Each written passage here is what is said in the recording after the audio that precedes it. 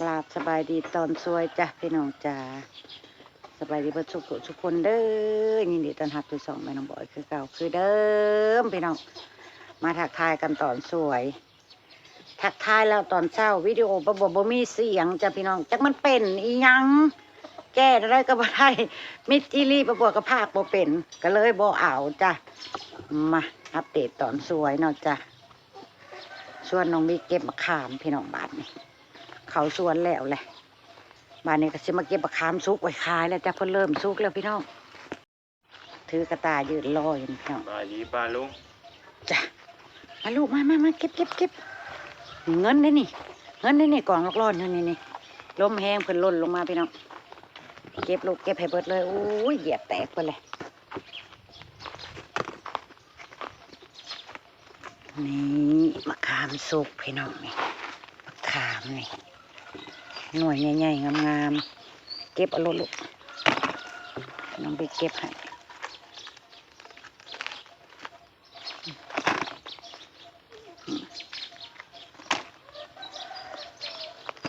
เก็บอันเบอร์เดลูกละลมแห้งเพิ่นล่นลงมาพี่น้องเพิ่นสุกเพิ่นกรอบเพิ่นเลยล่นลงมาให้มันจะหน่วยใหญ่ๆทำโอ้เจ็บกระส่วนไปอันนะไปแง่ไข่หมดแดงพี่น้องลองเบิ่ง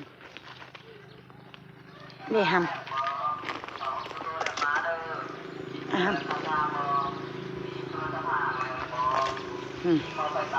เป็นหน่วยใหญ่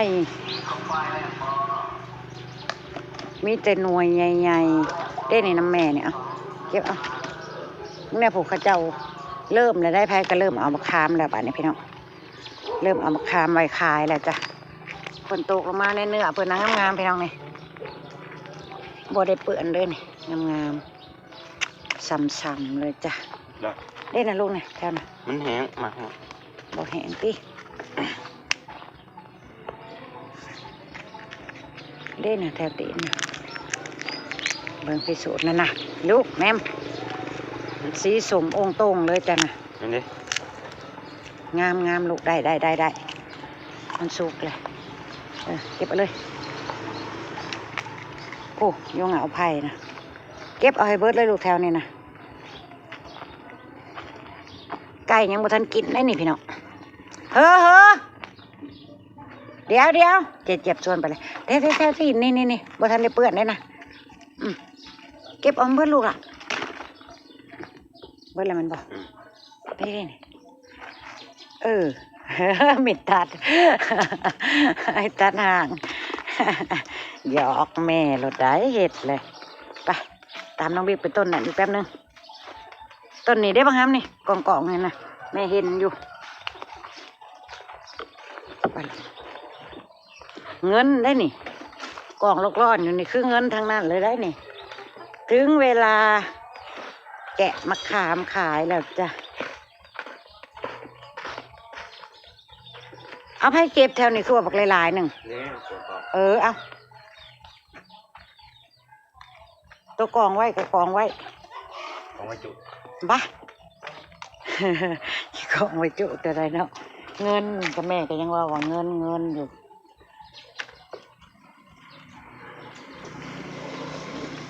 เก็บนะบักหลายเลยเด้อนะบิ๊กเอ้ย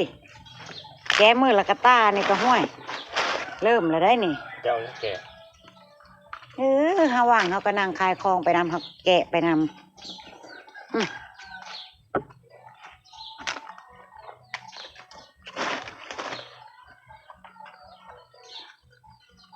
ได้บัตรเติมเงินยอดได้นี่ลูกเอ้ยโลละ20 บาทผู้เด้อแม่นบอกพ่อเสี่ยวว่านะโลเท่าไรพ่อเสี่ยวว่าพ่อเสี่ยวสั่งให้เก็บมะขามเลยฮอดเวลาเพิ่นซื้อแล้วซุ่มพ่อค้าซื้อเพิ่นกะชีมาบอกเองพี่น้องว่าเริ่มแกะมะขามเด้อนะเพิ่นบอกว่าอาทิตย์หนึ่งแล้วเพิ่นก็มาเลาะแล้วบัดนี้มาเลาะติดมาเลาะซื้อเอาผู้ต้นผู้มันดกพี่น้องผู้ต้นแคมนองผู้แล้วส่วนลุงพรเอา ให้ลุงพรขึ้นไปสั่นอันนี้เพิ่นล้มแล้วเพิ่นหล่นลงมาให้น้องบิ๊กเก็บไว้ก่อนยังไก่ซับไก่ตอดเก็บมะขามไว้ก่อนแป๊บนึงแล้วเจ้านะแล้ว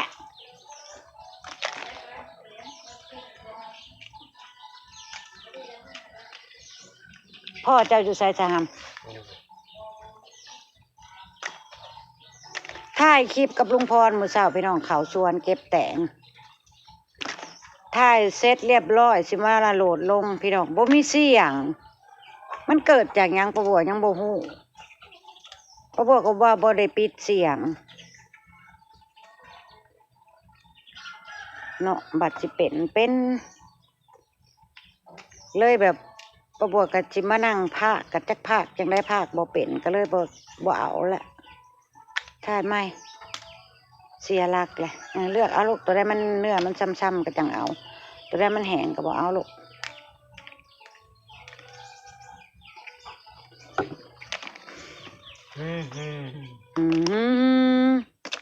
บ่แม่นสิติดลิขสิทธิ์เพลงเพิ่นบ่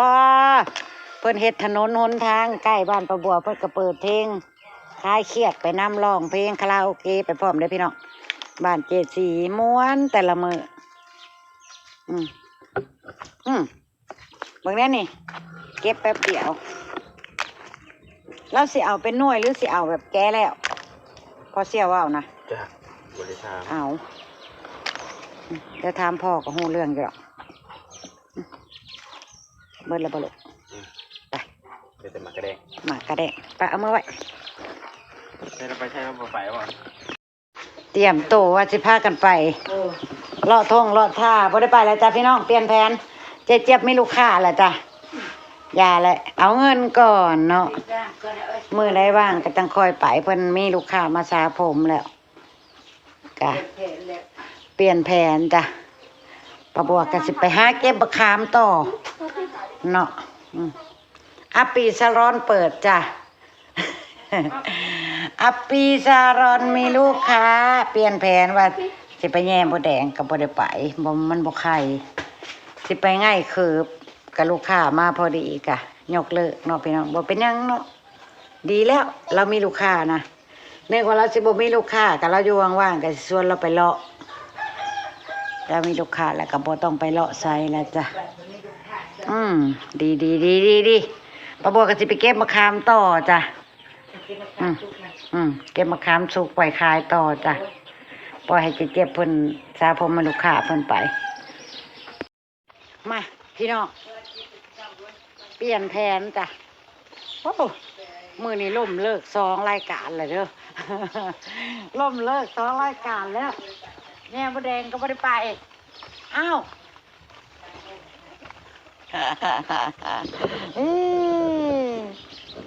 มันเป็นอะไรเนาะวันนี้มะขามที่ตกใส่ดังฉันละบ่เจี๊ยบ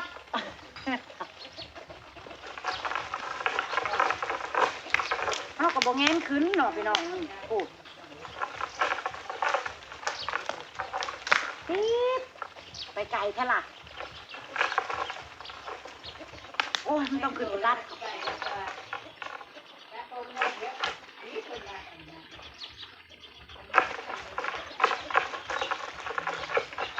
นี่จ้ามันคือบอลนล่ะ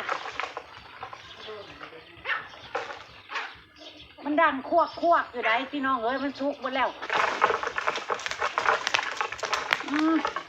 ลงมาแล้ว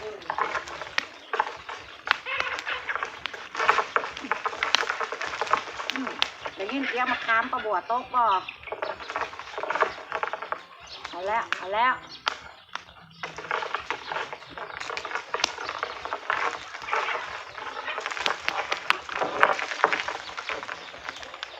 สั่นผ่าลุงพรซ้ำเราแล้วเรียกแล้วโอ้ขี้เหนียวกระตาพี่น้องเลยโอ้สั่นซ้ำนี่ก็กองทีบเลยเด้อเพิ่นเริ่มสุกเลยเด้อ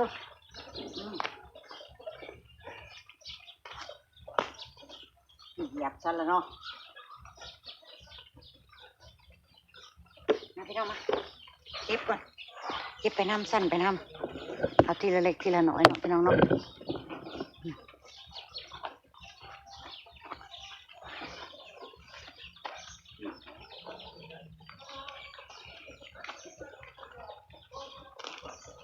เงินได้นี่แต่ละปีก็เฮ็ดน้องนี่ได้พี่น้องเลย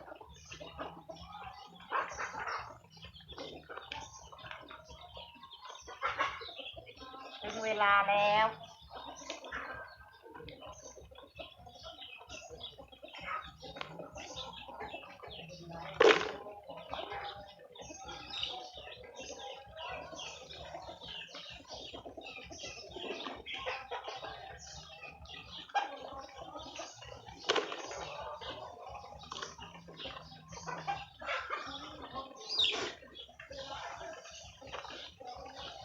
เก็บแล้วก็ไปแกะแล้วก็ส่งพอค้าเพิ่นก็สิมาหับเอาโอ้ยเนื้อมะขามพี่น้อง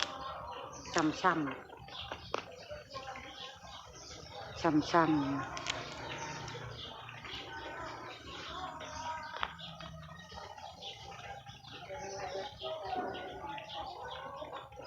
อยู่ทางในเบิ่นเลยเสียงลมโคก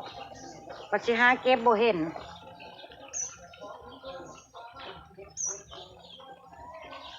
ถาลุงพรซ้ำเราแหละเวียกเรา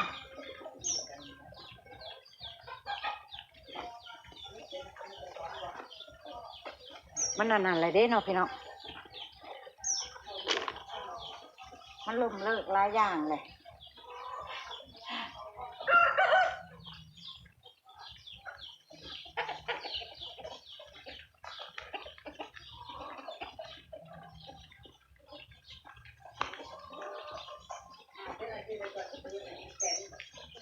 เป็นดกเป็นลายอยู่ได้นี่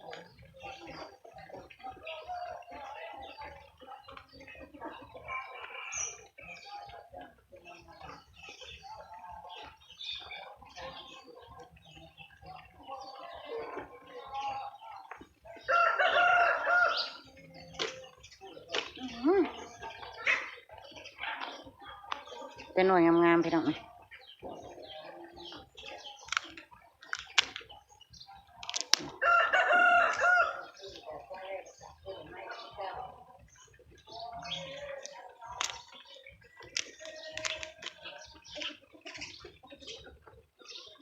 หน่วยหนึ่งก็ใส่ต้มได้เลยได้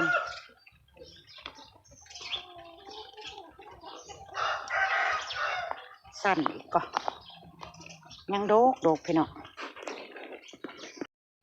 เนี่ยคนซุกคนอะไรพี่น้องคนซุกคนอะไรมาขามเลยดกอยู่จ้ะต้นนี้ดก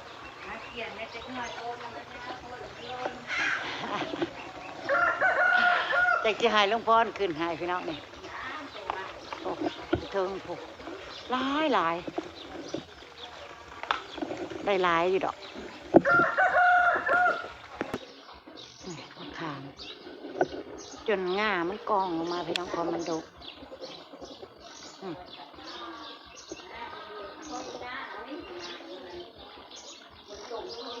เจี๊ยบเรามีลูกค้ามาพี่น้องเราบอกกสิหามะขามถามเนี่ยมะขามงามมะขามเปรี้ยวมะขามสดพี่น้องแต่บ่มีปัญญาเอา ได้แต่ได้ให้เบิ่งบ่มีปัญญาเอาพี่น้องเอ้ย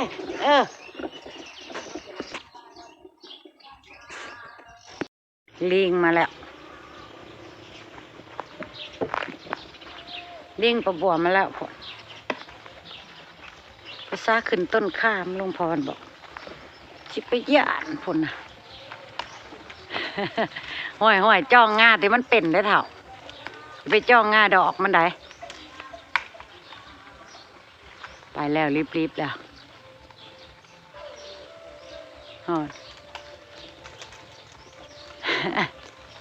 ชักอยู่ในใจคนเห็นแต่มือแบบมาตาเก็บพี่น้องออกจากต้นขามก่อน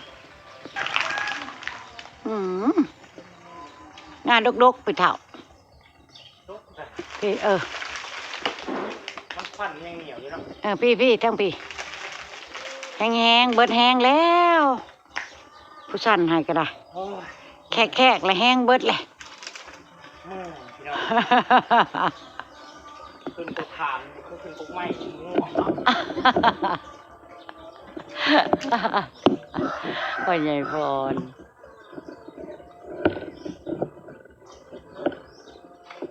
อ่ะเอาใจซอยลงพรผมไต่ดอมๆอยู่งาขามผมพี่น้องว้าวโอ้ย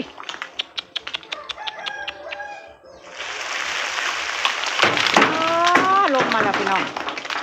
ว่ามันพายุ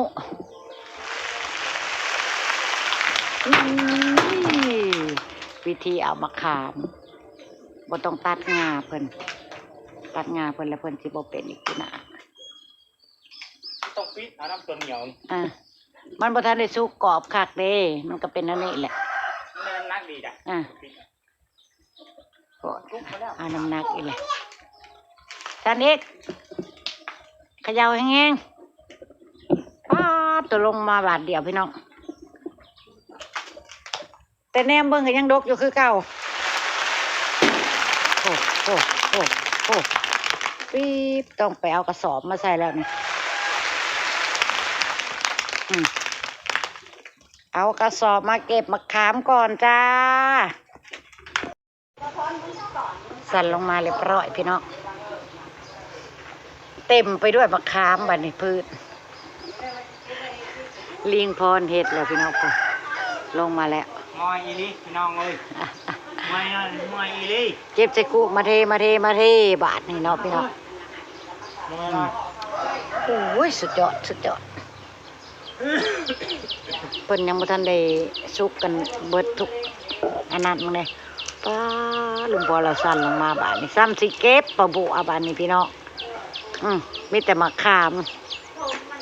หนาเอามะขามละเด้มาเก็บน้ำกันจ้ะ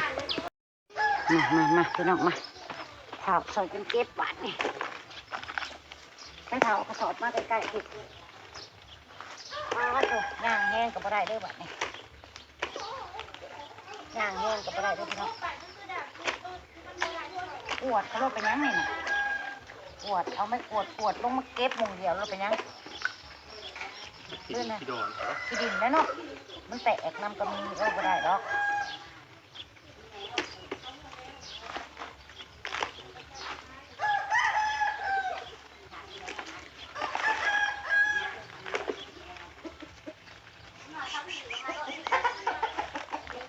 ไก่กินมะขามมันนี่ขี้เหี้ยนี่วะ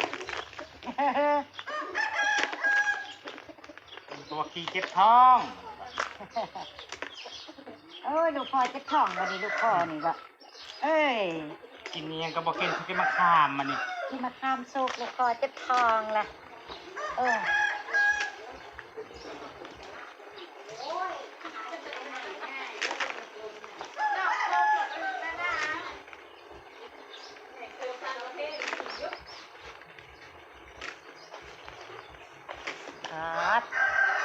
เนื้อช่ำๆงามๆเลยพี่น้องเลย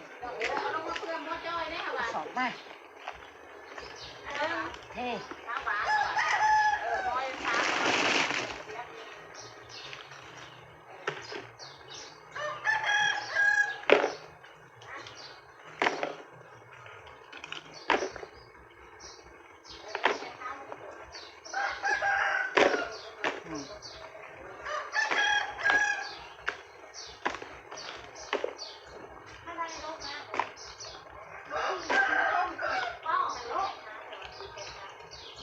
เจ็บเต็มห้าพี่น้องเลยอาทิตย์การอนมีลูกค้าเต็มห้าเลยเกือบมั่วไปป่าดีแต่ว่ากำลังสิไปลูกค้ามา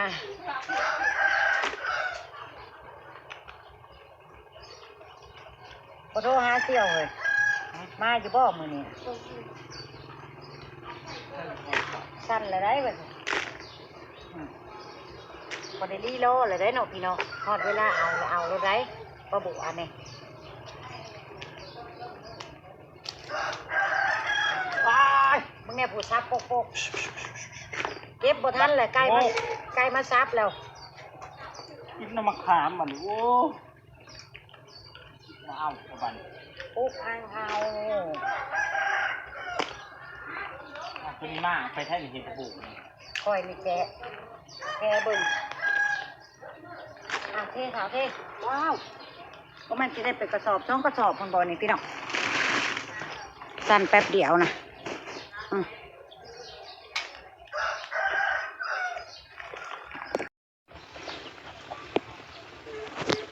โอ้เวียนหัวมองคือกันได้พี่น้องเอ้ยวนไปวนมาเก็บปากกามาน่าได้หลายเติบพี่น้องสั่นวืบเตี๋ยว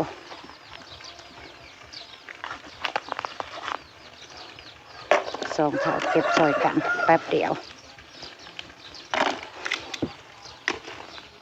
ก็บอกกองไว้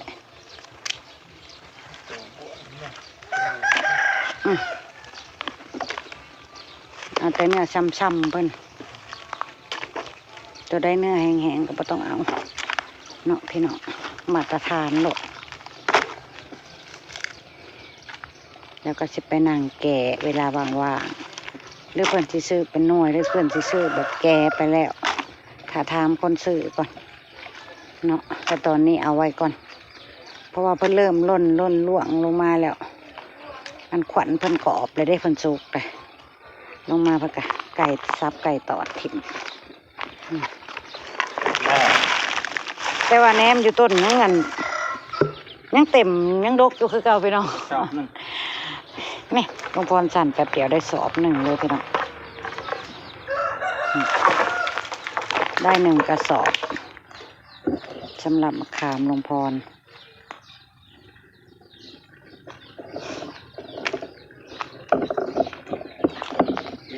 ใช่ข้อกระล่นแล้วเนาะต้องย้ำมือแรงคันว่าได้สั่นจะง่ายเนาะพี่น้องนี่ก็แก้เข้าไปแก้จนมือขาวอ่อนซ่อนพอแล้วนี่หน่วยเพิ่นไปเนาะเป็นมะขามหวานได้เนาะแต่ว่ามะขามส้มกับผู้บ่มีเขาเจ้ากับบ่มีแต่แท้ใดพี่น้องนี่นิดเดียว10 บาทเห็นเขาเจ้าขายกันเมื่อกี้พี่สาวกับปันแม่น้องฟ้าขึ้นมาปีใหม่แล้วก็มันบ่ทันได้สุกหลายเนาะเราก็หาเลือกแก้เอาลงไปไว้กินเพราะว่าอยู่กรุงเทพเพิ่นว่านี้เดียวใส่เทื่อเดียวซื้อ10 บาท20 บาทเอาอีกละพ่อใหญ่พรม่วนโดยพี่น้องประบอยเก็บภาพบรรยากาศ2เท่าเก็บบักขามเอาไว้สำเร็จแล้วจ้ะพี่น้องนี่เลยเป็นชอบ บอกว่าหลายสอบเอาเบิดต้นนี่นะประมาณ2-3 สอบต้นเดียวนี่นะบ่รวมต้นอื่นอำลาพระจากแล้วจ้าพบกันคลิปหน้าจ้าพี่น้องไปแล้วจ้าขอบคุณทุกกำลังใจขอบคุณทุกการติดตามเด้อพี่น้องเด้อฝากเบิ่งโฆษณาให้2เท่าได้เด้อจ้าไปแล้วสบายดี